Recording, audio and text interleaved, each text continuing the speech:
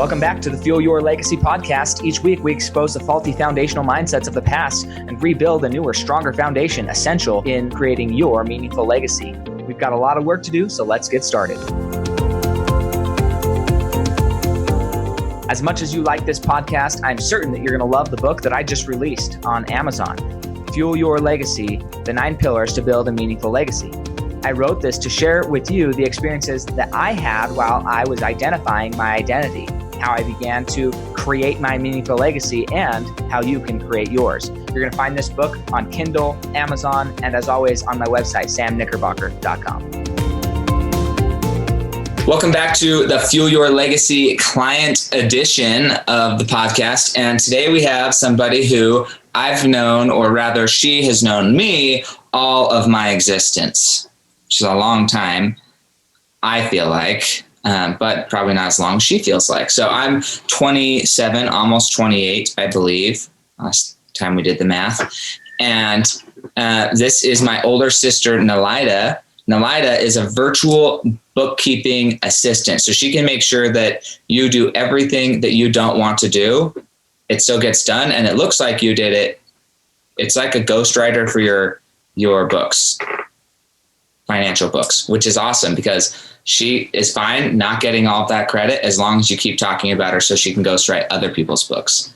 No, I love what she does. I love helping other people. I think most of our family has always been good at math and has loved working in some sort of area where we get to play with numbers. So I'm excited to have you on. Share with us your story and how you got interested in this bookkeeping thing. And where you see that going, but also what's your story of like your life? Awesome. Thank you so much, Samuel. Yes, as you said, he's my little brother and love him. Samuel is amazing at what he does and helping people build their own legacies. He has been, I would say, instrumental in my own building of my legacy. And just by watching him build his business and watching him grow and build and just become who he has become over the years. My start, I would say, in the financial, getting into numbers, probably started when I was very young as a homeschooled kid. And I say homeschooled, other people go to public school and that's cool and they get to know numbers too. But my mom was a numbers person and she was not a scientific person. And so I would just say throughout my growing up, I didn't get much science lessons, but I did a lot of math. And we started out, our first math program that we used was called Raise Arithmetic. And that arithmetic program is just a very real life. It was a, like one room schoolhouse type questions. The books, all the questions in the book would be like, okay, if you had 5 apples and you had 10 oranges, how many pieces of fruit do you have? And we'd all sit around and we'd yell out the answers fast as we could. And so that's where my love of numbers and business and all of that, I would say, came into play. My parents also ran a bookkeeping business when I was younger. And around the age of 12, 13 years old, my dad started having me do the bookkeeping for one of their clients. So he would bring home their ledgers and he would sit me down and he told me, okay, this is how you use Quattro Pro. So I got to enter all those numbers into Quattro Pro, doing the bookkeeping for this client that ran a convenience store. I thought that was so much fun and I loved it so much that I then, when I got into high school, took an accounting class. And that was one of my electives that I decided to take. After taking the elective of the accounting, I just was business minded, I would say, and went into college and graduated just about a month and a half after I turned 20 with my business management degree with emphasis in finance, which took a lot of, again, accounting classes, bookkeeping. During my college years, I was in the finance department of a company that 20 students, we got together and we created a company, sold our products, closed our business down. So we did complete from startup to close down of a business in one semester. And I was in the finance department of that company.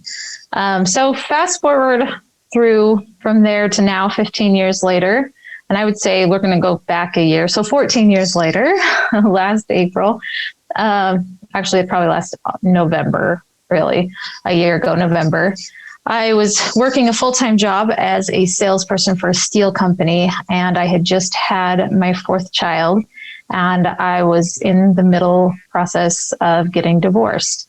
And I really, really wanted to have a sure plan, a sure way of making money and still being able to be with my children. And I really wanted to homeschool my own children also. And up to that point, I had been able to homeschool them some, but at that moment, they were in public school full time. And I wanted to be home with them. I was spending anywhere from 10 to 12 hours away from them and only maybe 1 to 2 hours waking time with my children. And that was just not acceptable to me. I wanted to have a legacy where I was with them. I wanted to be able to give them a legacy and be part of their lives, be part of their growing up and their building their money mindset and building them and helping them learn just the basic things of reading, writing, arithmetic, all those things. So I honestly kind of was just looking around Facebook one day and an ad popped up that said, become a virtual bookkeeper. And I thought, hey, I'm good at bookkeeping. I know how to do that. I've been doing that for 21 years at that point for many different businesses that I had owned. And then just all the other things that I'd done.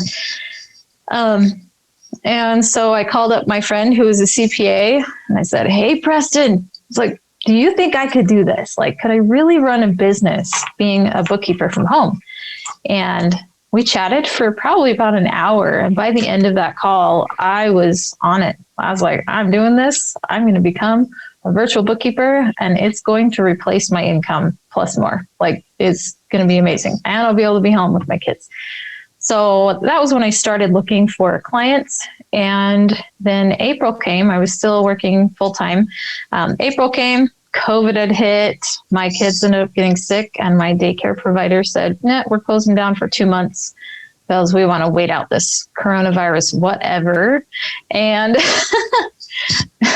so we thought, okay, we got 2 months off. And because of 2 months off, I could not keep my full-time job.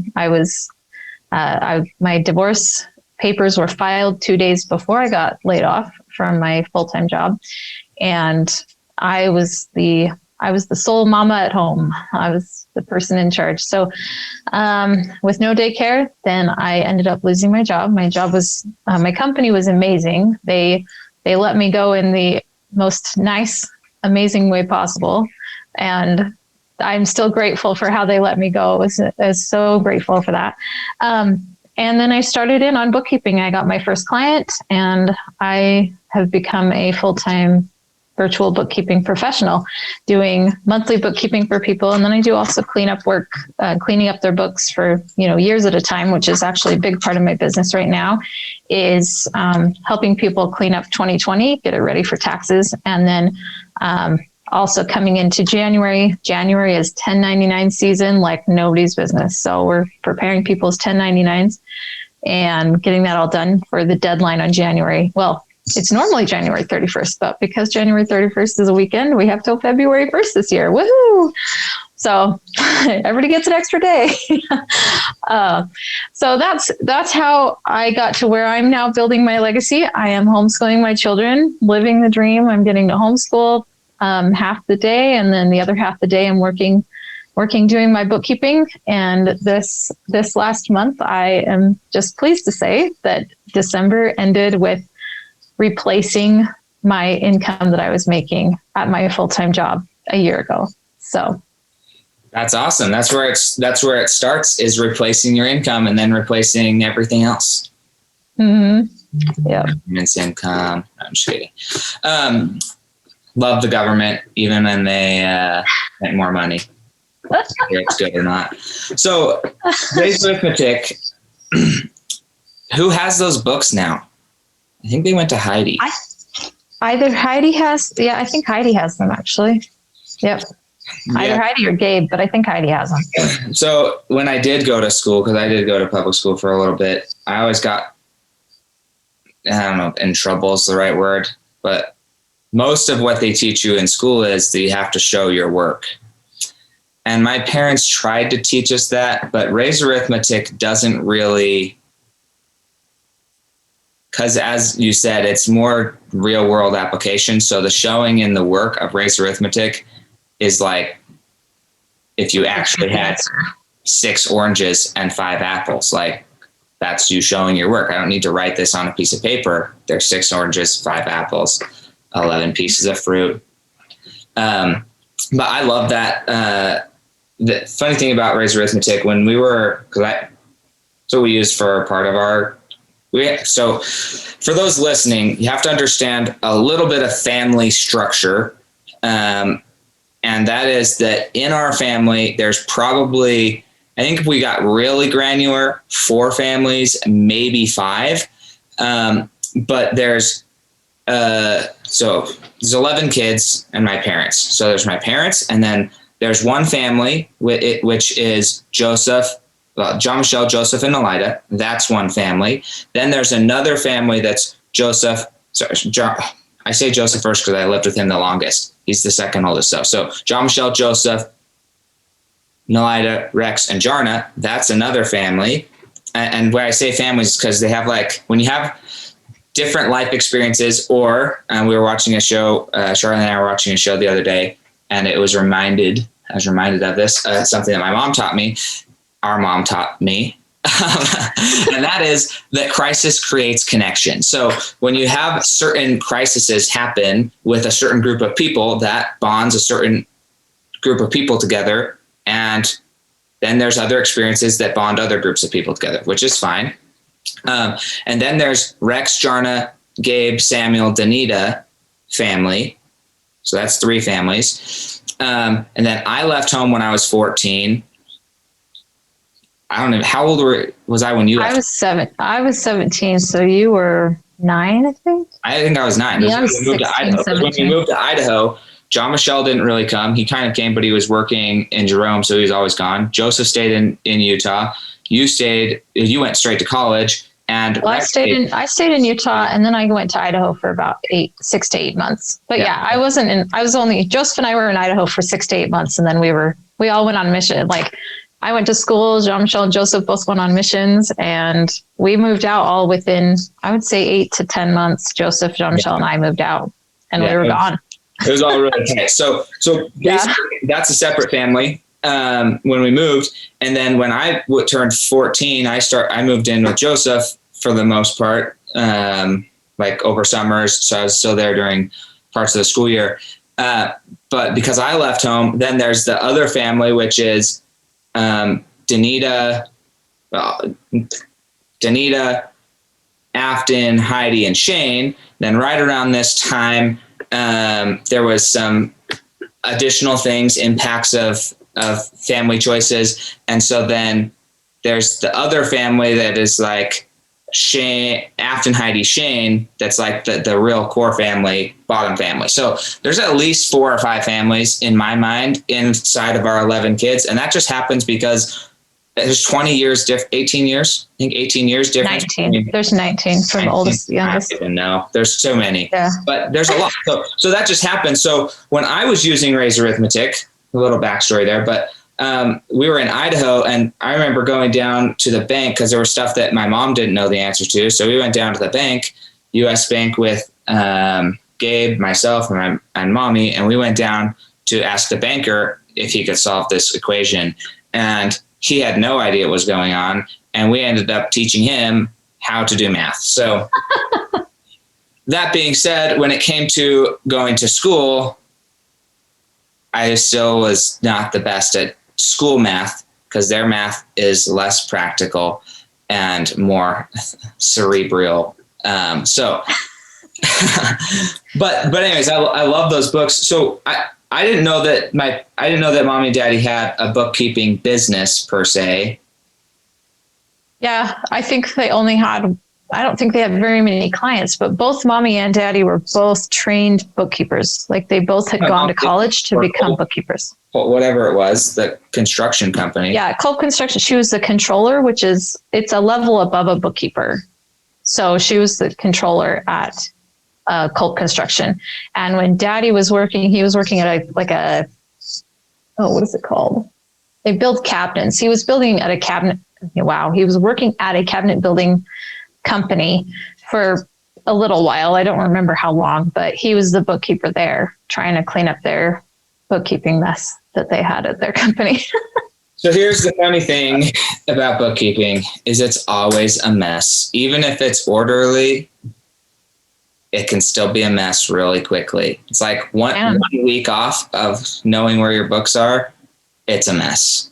And it's like, oh, where did this go? I update my numbers every Saturday or Sunday, depending on which day I do it. But Saturday or Sunday, I update all of my numbers. And even in a short week, I can ask my wife, hey, this is this charge. What did we even spend our money on at that place? I don't know. Like, how do you not know? It was less than a week ago. Like, what? Because I don't remember yesterday. That's how. where did we spend this? So imagine Nalida's job. A year later. If you're trying to do something a year later, I shouldn't say nobody, but few people keep their receipts anymore. Credit card statement, basically the receipt. And even if you had the receipt, this is a thing about receipts. Maybe you've experienced this. A lot of receipts will lose their ink. They'll just disappear. Like you can have your receipt and whatever was on that receipt will just disappear. So I've got the receipt, IRS. Guess what?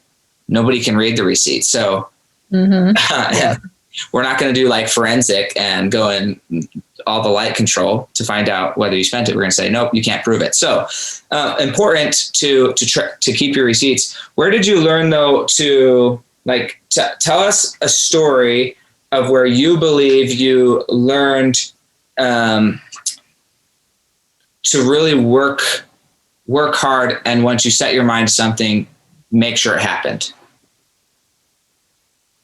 That's a good question. I haven't thought of in a long time. This is the one that's going to come to mind is cross country. So when I was 15, I must have been 14 turning 15. I would say I felt fat most of my younger teenage years, heading through puberty and stuff. I felt fat. I did have some brothers that were not very kind and told me so, and they learned their ways. I didn't train them. They learned their ways and they changed, and my life has been supremely blessed by that. But during that time, I had some older brothers that were not very helpful in the body shaming department, I would say. And they were actually really good in that department. Well, I guess there you go. They were good at it. I mean, they were not helpful. Positive about it. They were super helpful in body shaming.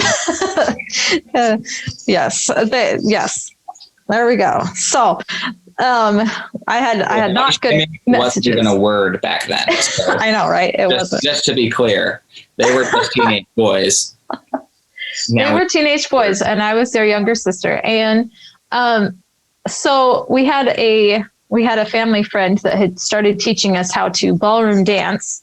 And so I was in the middle of, dealing with this ballroom dance and loving ballroom dancing, but feeling fat, feeling ugly, feeling like I could never do anything right and all this. And then I have my own level of, what's the word I'm looking for? Like fight in me. I don't know if fight is the right word. Competitiveness, the competitive nature of being born in a family with 11 kids. Even though I was the oldest girl, there was still a competitive nature for attention, for, did I do this right, Mom? Do you still love me, Dad? Do you like all of these things? That there was this competitive nature, I feel, sort of inherently in the family. I don't know, maybe I'm wrong, but that was something that I felt growing up. And it was always, for me, it was competing for my worth and all of that. So when I was 14, I don't know who gave the idea, but I was in high school and Joseph was in high school and Jean-Michel was in high school. So we're all in high school. Jean-Michel was doing football. I want to say he did football for like the beginning half the season, and then he got pneumonia and couldn't play the rest of the season. But that was like people could do sports. I hadn't thought of that. And somehow the idea was brought up while we were in the Benson Gristmill pageant, which was a pageant that our family was involved in Tooele County for many, many years.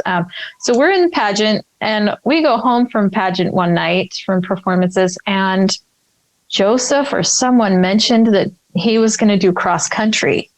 And he's like, yeah, you couldn't do it, Nalihda. And in my mind, I'm like, yeah, right. I'm going to do it. I'm going to do it just to show you, just to spite you're being a jerk, So he's like, well, I'm going to go home and run tonight. So we go home that night and I get on some shoes or whatever. We're going to run around our block. Our block, I think, is 1.5 miles or 2 miles. Yeah. The full block, right? I don't even know how long it took us to get around the block, but I was like, I'm not stopping. So what we call heel-toed it. I didn't even walk. Heel-toeing is slower than walking. I heel-toed it all the way around the block that first night. And I was like, I'm going to do this. And I joined the cross-country team. And I don't know how many months of practice or weeks of practice we had before our first meet, but we got to our first meet. And if any of you know how, great how many minutes a good mile is for a cross country runner, it's usually between an 8-minute mile is kind of slow. Okay. This is just prefacing, right? That's kind of slow. We get to cross country meet and we start out and we're running and I lose the pack, lost the pack. I'm still heel-toeing it. I'm like, this race is there's still more to go. I'm still going. And then they let the guys start running. I'm not even in yet. They let the guys start running, which normally they wait until all the girls are in before they start the next race. Nope. I'm still out on the course running, heel-toeing, really. And I run in, and I think my time was 45 minutes and 46 seconds or something like that. I know it was over 45 minutes. And this cross-country coach, the dance coach, the family friend who had been coaching us for dancing, he's at the end and he's like, go Nalihda, woo! He still can't believe that I'm still out there, that I took so long to come in. I come in and I ran every single race that year. Every single race. My first race was the 45 minutes. Every race, I got better and better and better to where and again, we still get up to this, right? We get to region cross-country meet. I had a 28, meaning I still was over a mile. Very good. I'm pretty certain if I ran right now, tried to run a 5K, it would probably be in the 35 to 40 minutes. At least for me. I don't think I could run it faster right now either, but but I improved from this 45-minute mile and I just kept going. And we would go out on cross country, for practices. We would go out for practice and the coach would have us running 5 miles or something. And we'd go out and they, as in the whole cross country team, would run out to the end point and then we'd run back to the school. And he would be at the front. My coach would run with us and he'd be at the very front with the front pack. And then he'd come back. And as he passed me on the way back, he'd tell me to turn around. I still didn't make it back before all the other runners. They all made it back before me, even though I turned around midway. So I probably never ran the whole practice either. I didn't run all the miles, but I just kept going. And then I was able to run in the state meet because our team won region. And so we went to state. But that to me has been a huge thing that all along the way, I had many people who were like, wow, Nalihda, you are kind of terrible. You don't have to run. They were trying to get me to stop and be like, it's okay. You don't have to keep beating yourself up or whatever. But I was like, no, I am finishing this. I'm going to finish every single race I start. And I have since gone on to I've run 2 half marathons. I've run many other 5Ks. I don't run as much right now anymore because my body I didn't treat it very well while I was running, so it doesn't like my running now.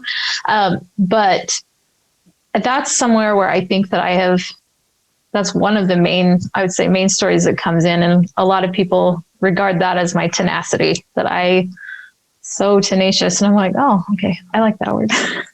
So. It's a good word. Funny story about running before we move on here. One time, was before my oldest brother got married. I don't know what it was for, like Thanksgiving or something, but we decided, Nalihda had joined, was going to run a half marathon.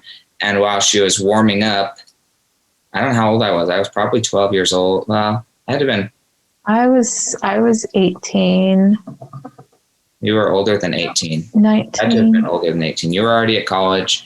I know, but I graduated right after I was 19. Got married, and then I moved in with Joseph the next year. So 2007. It was in 2007. How old were you? How old was I in 2007? Well, I graduated in 2005. It couldn't have been 2007. Well, it was 2004. Got married in 2008, right? Huh? Joseph got married in 2008. Vanessa was there, so. Vanessa was at the race?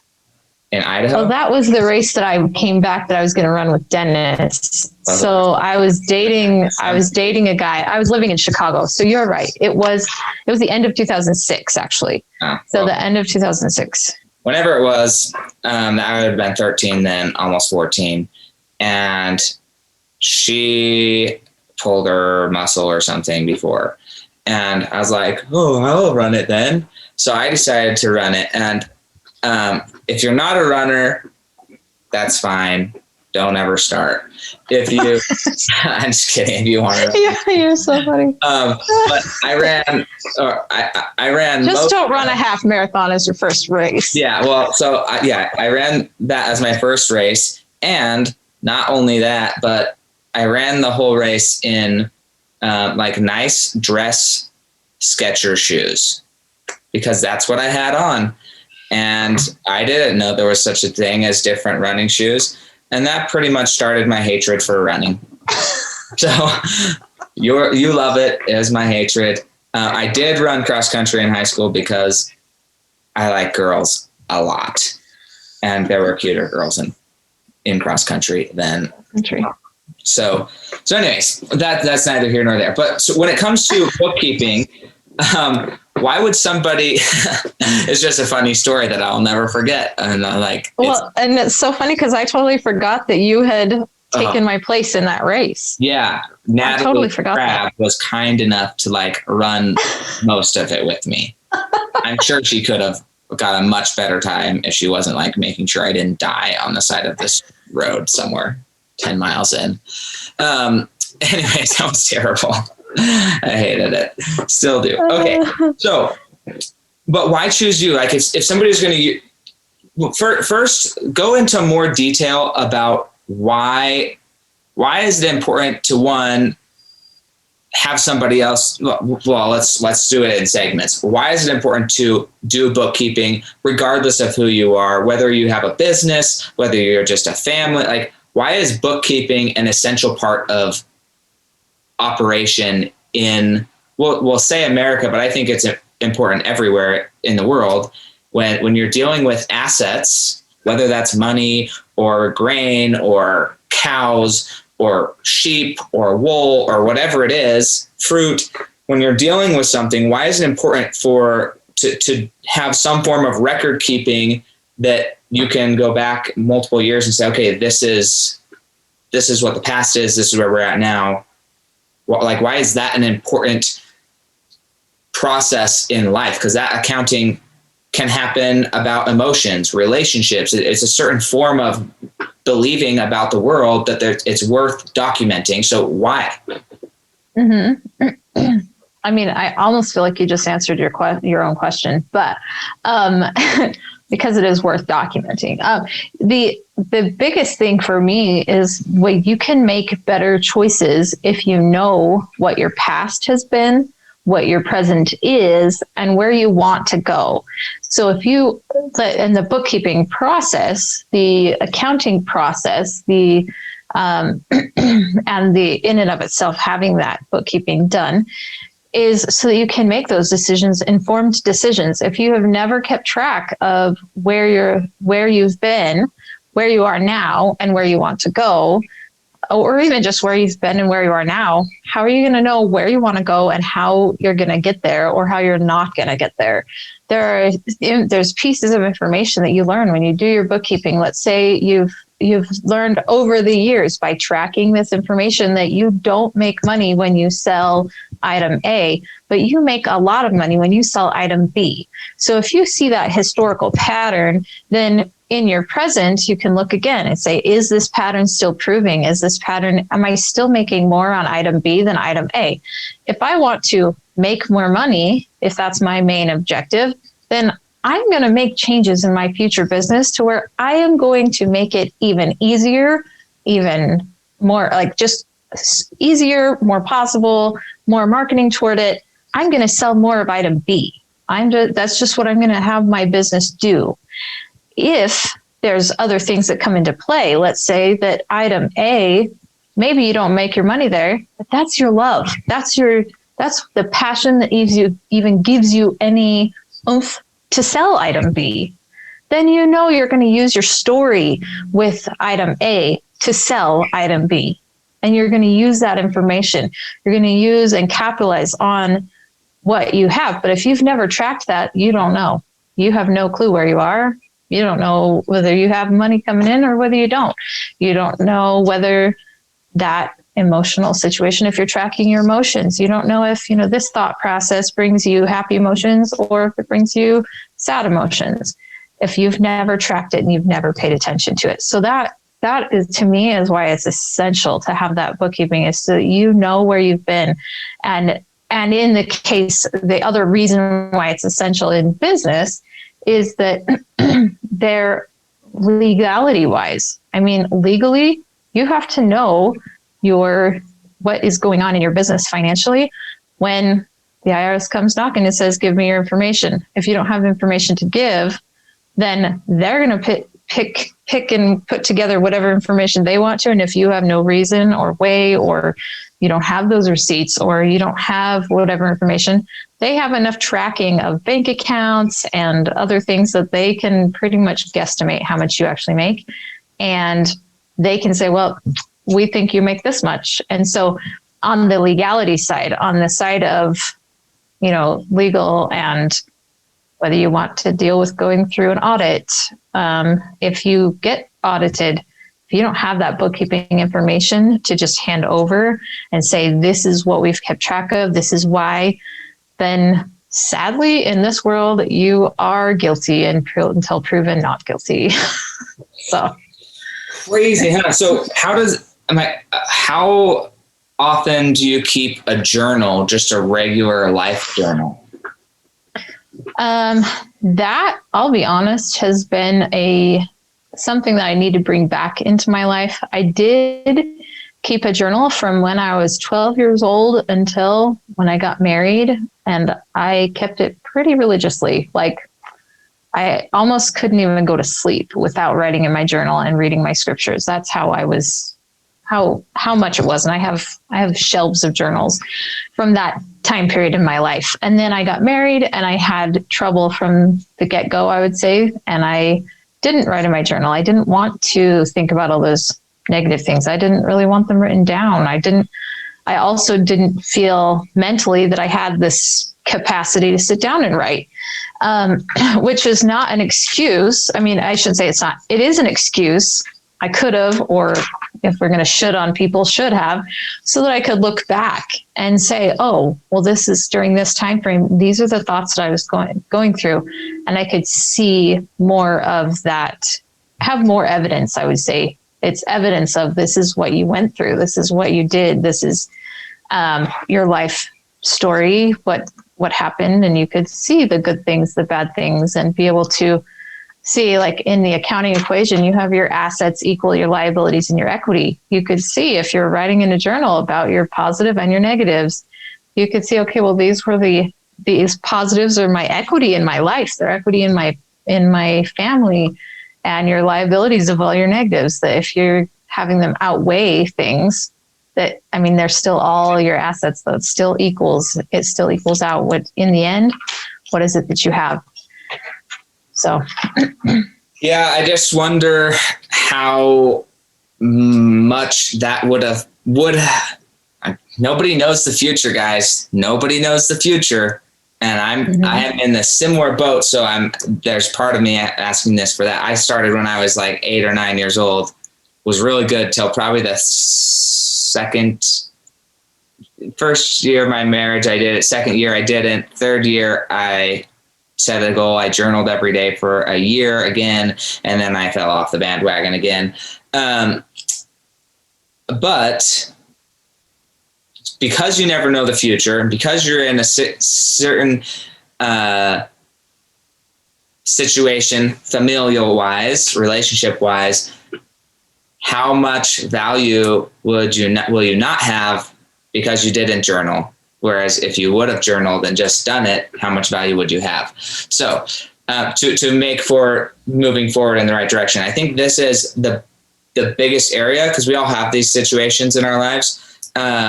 Where this is where bookkeeping is an essential part of life. I was able to, when I got married, before I got married, and I'm not saying this is what everybody should do. You probably have things you don't want to know, or you don't want I don't know. I can't imagine anything you wouldn't want your spouse to know about you personally, but that's just me. So I actually gave Charlie all of my journals, like to date of when we were dating, through the dating process. And I had my little codes in there. I had my ledger of what different markings mean.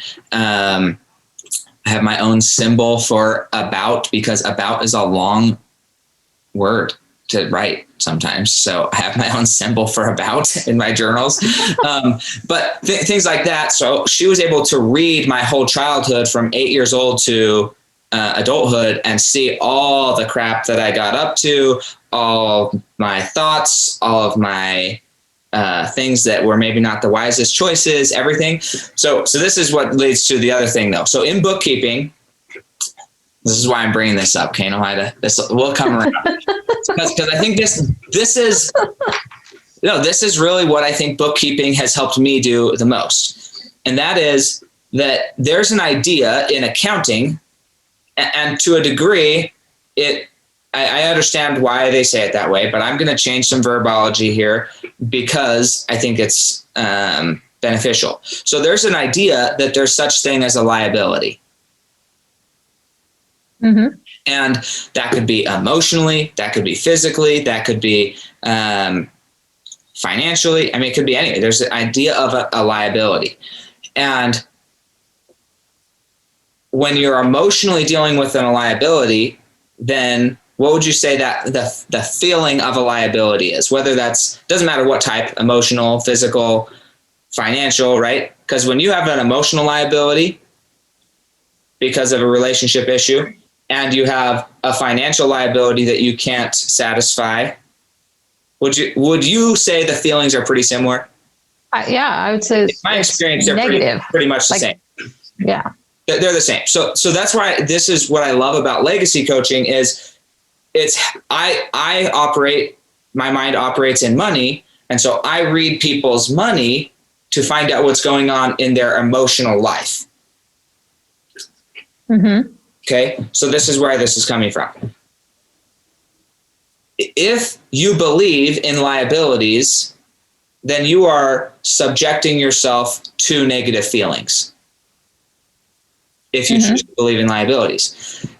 If you don't have record of what were liabilities, then it's harder to identify what liabilities are actually assets. Because I think all liabilities are actually assets. But if you don't know how to check your credit, we'll say, and you've got a bunch of outstanding debts that keep impacting your credit, but there's nowhere to find out what is killing your credit, that's unfortunate, because now you have crappy credit and you don't know why, and there's no way to find out. Well, emotionally, that happens where we are emotionally have bad credit with ourselves or with others, And we don't know why, because we don't know what experiences from our past are negatively hitting our credit every month. And we don't know how to clear those. And so journal keeping or bookkeeping helps you keep track of what are the transactions in our life and how, or the contracts, and how can we turn those quote unquote liabilities into assets. Because every liability, well, that's what whoever said it. Everything has its equal and opposite. So for every liability, by definition of you saying there's a negative to it, then there's an equal positive. There's an equal asset to every liability. But if you only believe there's a liability and you only account for it on the liability side, then it can be very depressing. Rather than saying, okay, let's level our books. Clearly there's a liability over here. How can we turn these liabilities into assets? How can we balance our books emotionally and financially, relationship-wise? How do we balance the books? So with that in mind, why should we choose you to help us balance our books financially or otherwise? I was going to make a funny statement because I'm cute. Come on. You can make a statement. It's good. That's not a bad reason. It's true. It's true. People pick people by their looks all the time. So an asset or a liability to be cute. Yeah, I guess so. There's a lot of girls who missed out on me because I was too embarrassed to talk to pretty women. So they had a cool husband, but sorry. But they were too cute. They were too cute for me. You couldn't talk to them. Cute for me because I couldn't talk to them. So it's a liability. Oh, it's super funny. Well, I would say that I think that some of the things that I do is I keep in contact with my clients, and I'm constantly trying to help them with to better their situation and to keep track of their books and help them. So I would say my serving nature is one of those things that I think puts me apart from some of the others out there that you can choose from. Yeah, that's one that I don't always have a great answer for. That's one of those questions that people ask in job interviews that I don't know. I would say it depends on what you feel. If I'm a good fit with you, then you get along with me, or I like in that way, then it's going to be a better fit than the next person that you don't get along with.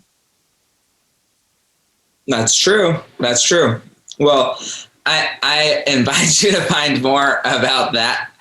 Ponder on that answer because yeah. I think you should choose Nalihda, and I can just speak from obviously biased perspectives, but also unbiased. When I say unbiased, here's the cool thing about, in my experience, growing up in a family of 11 people or 11 siblings and 2 parents who all had very different experiences of life.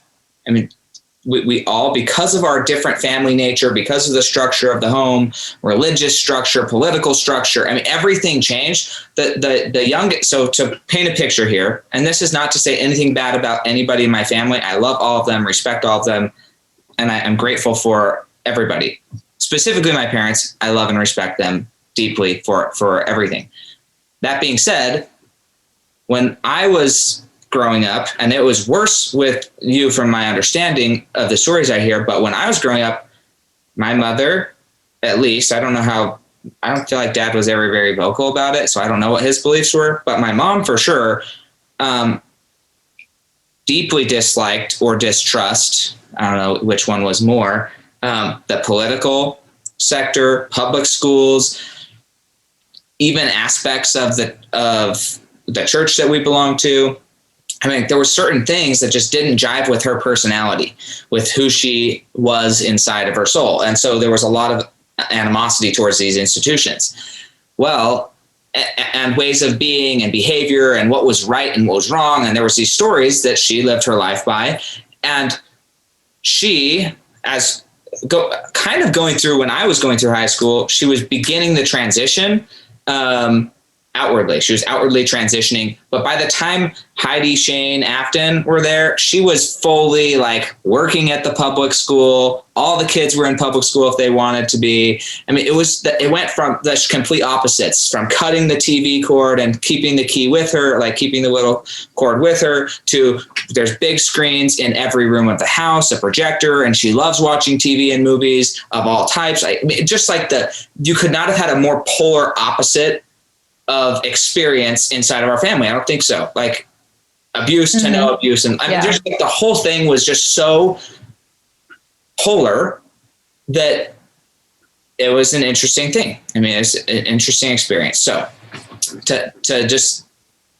that's preface of biasness versus unbiasedness. What I learned in this family is that your siblings are, and for better or worse, Nalihda, like I'm not here to say that Joseph and Jean-Michel were wrong or right. I don't know how they treated you and whether it was wrong or right. Like, is there more tactful ways of expressing things? There are more tactful ways. I don't profess to be tactful almost ever. Like I'm pretty tactless, and I'm okay with that. But what I found more truthful than not is your family is more likely to give you honest feedback than to give you puffed up feedback, because they've known you since you were peeing and pooping in diapers. They changed your diaper. They saw you go through your childhood. So you can't really lie to them or like pretend that you're somebody you're not with your family. It's not as easy.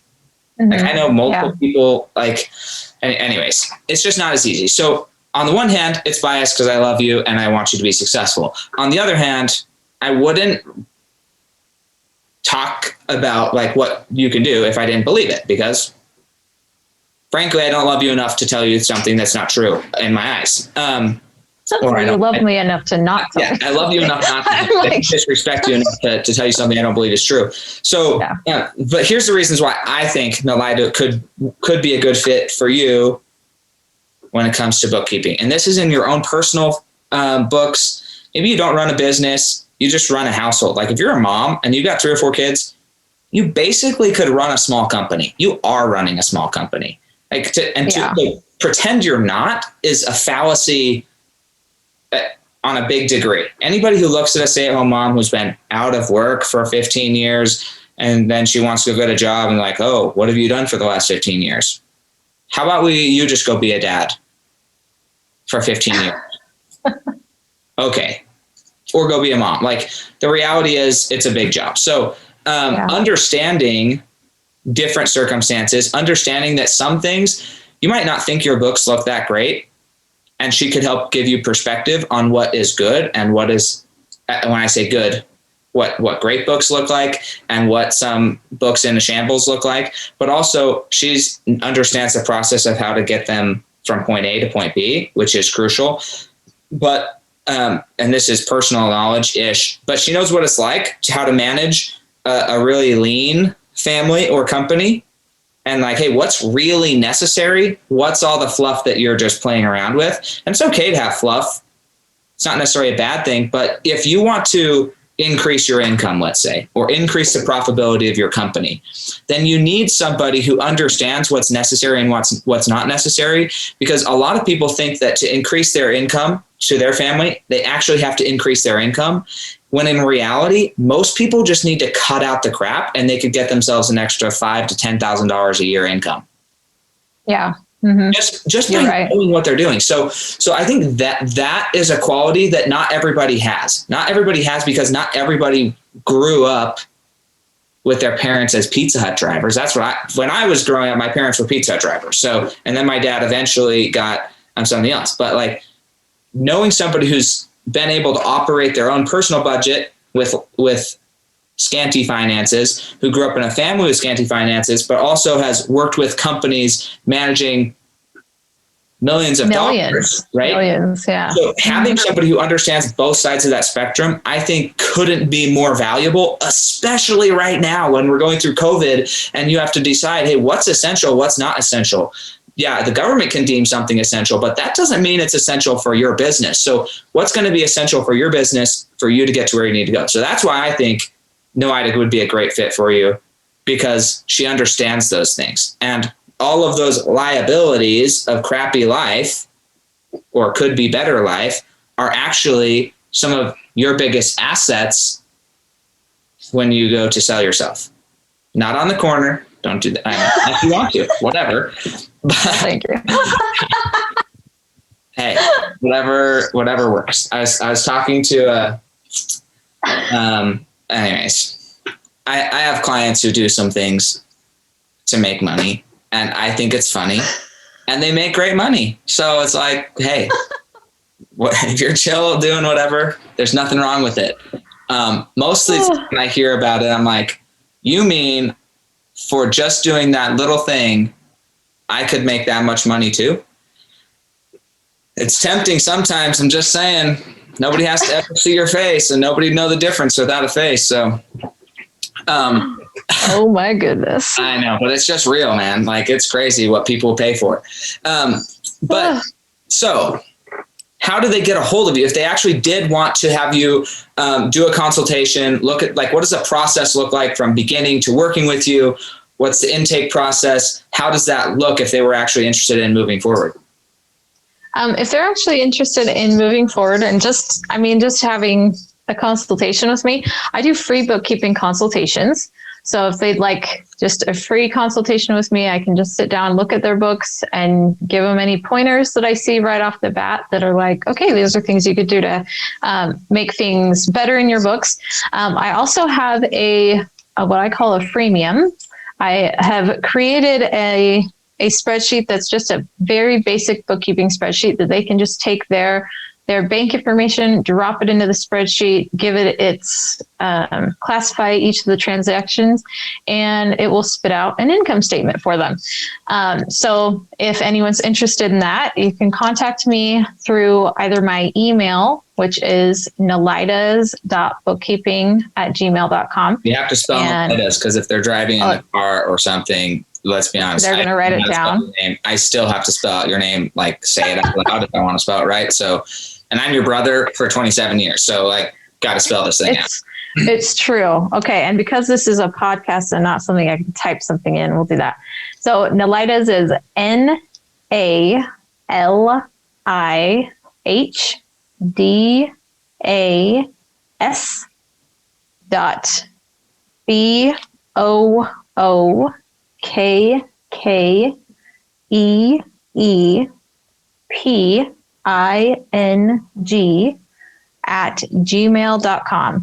If you don't know how to spell Gmail, you probably need to go get an email. Email specifically, because MSN.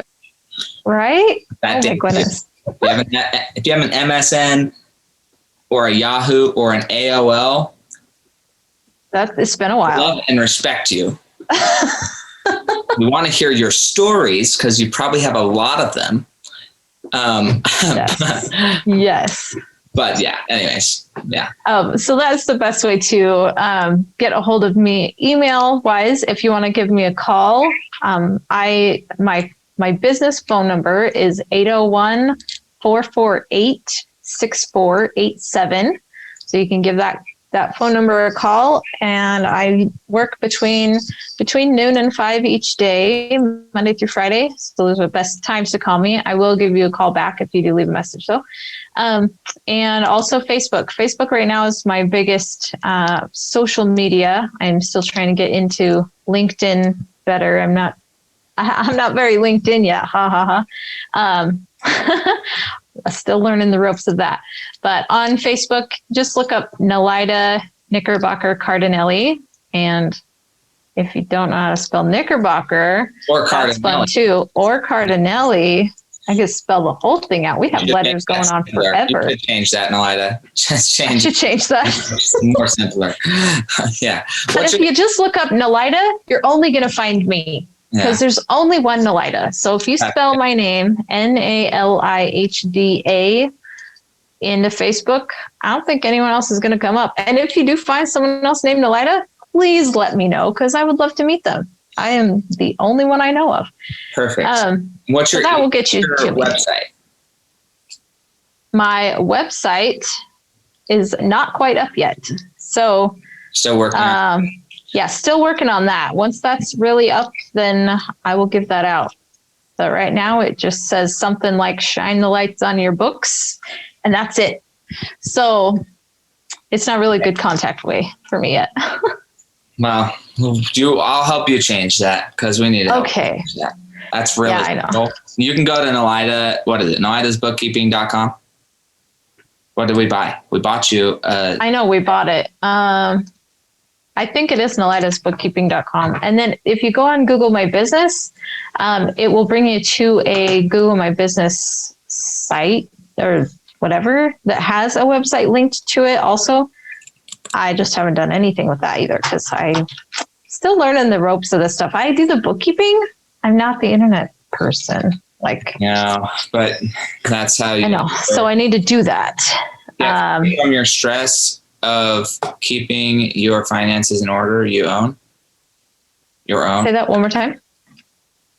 Does yours say get free from the stress of keeping your finances in order on your own? Yes. Okay. That's it. That's all it says. Go to Nalihda'sBookkeeping.com. Link will be in here in the bio of this show, hopefully. And there will we'll get it figured out. So it looks at the nice. very least, there will be a schedule a call button that will work. So at the very least, there will be that. Thank you, Samuel. Okay.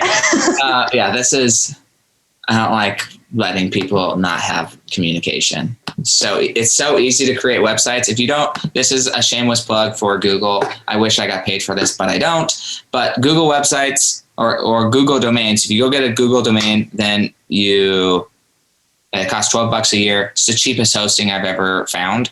And most places will then charge you, again, like GoDaddy or Namecheap or whatever they are.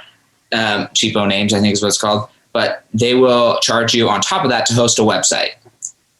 Google Sites, although it's not the best website builder, right? If you want to go get WordPress or something else, there's better website hosters. But Google Sites is free, which means for you to have your own name, URL, and your own website for whatever you want to put up there, you can do that for free. I mean, $12 a year. I mean, that's basically free. You spend more on that. Yeah. More than that marketing. on fast food. Spend on fast food or drinks or something every month.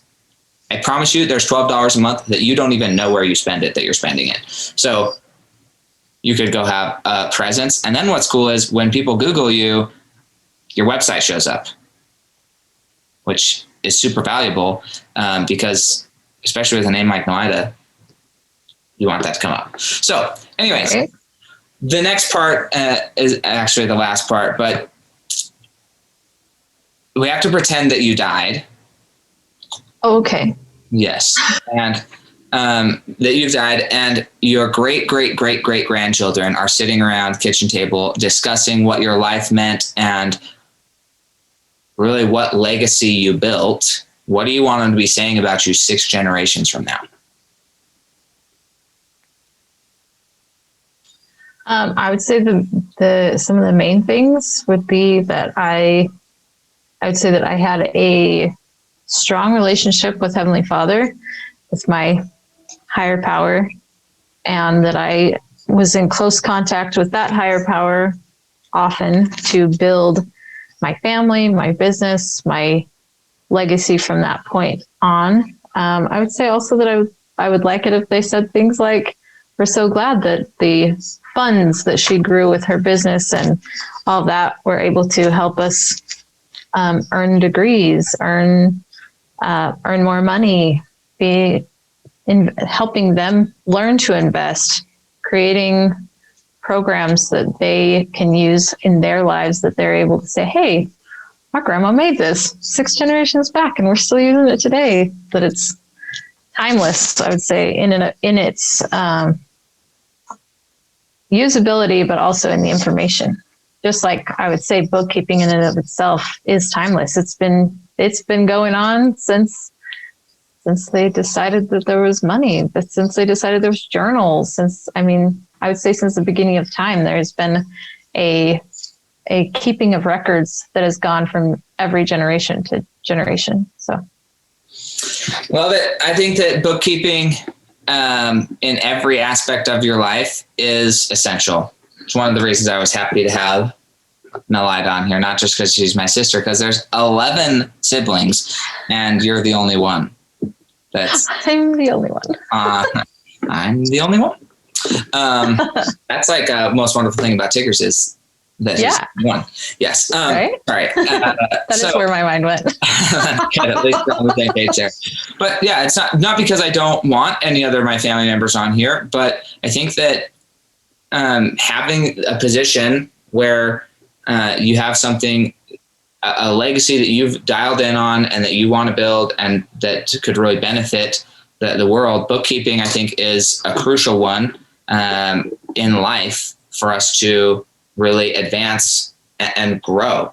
If we don't track it, we can't get there. So my closing quote here, because I love this quote, is I got this. I don't know who created it, but first time I heard it, it was in a Paul Cardelle song that's mostly music. And there's like this one line in the Paul Cardelle song. I believe the song is called The Noise. Not certain, but it said there's 3 types of people in this world.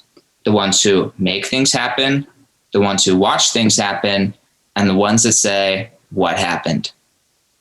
You get to choose which one of those you're going to be. If you let's go backwards. If you don't journal, you're going to be the one saying, how the hell did I end up here? Like, what happened? Okay. If you did journal, but you don't use it, then you're going to say, I watched things happen. I've got it journaled. Oh my gosh, this just happened. And that's basically no better than the person who says what happened. You have more data, but it doesn't matter. Then there's the people who make things happen. The people who make things happen, they track what has happened and they make adjustments. They account for their behavior. They account for their finances. They account in life. They are accountable and they make things happen. They make changes based on previous data. So you get to choose who you want to be in 2021. Today, we are recording this on January 1st, 2021. It won't come out for a few weeks, but by the time this comes out, you're already going to be 1/12 down, 11/12 left to make things happen. If you were either of these other two, saying what happened in 2020 or the person who just sat by and watched things happen in 2020, unfortunately, you just set a massive emotional precedent for how the rest of your life will go unless you make some very intentional changes right now. So don't be that person unless you want to be. Then have fun and never complain about it. But if you complain about it, I'm going to call you on it because you had a choice. And not choosing is a choice. And the sooner you figure that out in life, the happier you'll become, I believe. So thank you so much, Nalihda, for taking time out of your New Year's Day. I don't know what you have planned today, but hopefully something fun and for the weekend. I just had planned to meet with you. That was my main plan on my calendar today. So that was, woo! She completed her first goal of 2021. 2021. Yep. There you go. Cool deal. Well, Sam's podcast. Thank you so much. And we'll catch you guys next time on the Fuel Your Legacy show. Thanks for joining us. If what you heard today resonates with you, please like, comment, and share on social media. Tag me. And if you do give me a shout out, I'll give you a shout out on the next episode. Thanks to all of those who've left a review. It helps spread the message of what it takes to build a legacy that lasts. And we'll catch you next time on Fuel Your Legacy.